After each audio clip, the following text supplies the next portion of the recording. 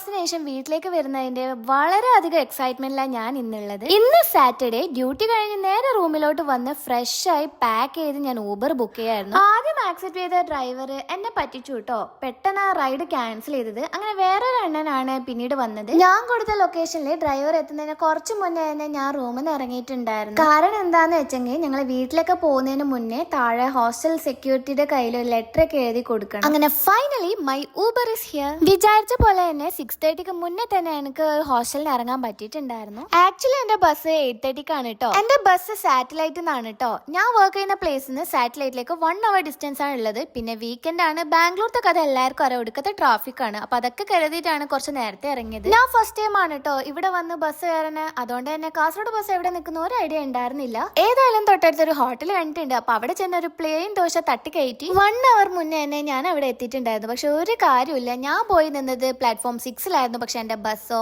Platform 1-ലും. പിന്നെ ആരുടെയോ ഭാഗ്യത്തിന് ബസ് കിട്ടി. ഫൈനലി ഞാൻ കാസർഗോഡ് എത്തി. അച്ഛൻ എന്നെ പിക്ക് ചെയ്യാൻ വന്നിട്ടുണ്ടായിരുന്നു. അങ്ങനെ ഞാൻ വീട്ടിലേക്ക് എത്തി. അമ്മയും കണ്ടു. അപ്പൊ ഇനി വരുന്ന ദിവസങ്ങളിൽ വീട്ടിലെ വിശേഷങ്ങളായി ഞാൻ വരുന്നതാണ്. അപ്പൊ വീഡിയോ ഇഷ്ടപ്പെട്ടാൽ ലൈക്ക് ചെയ്യാം. ബൈ.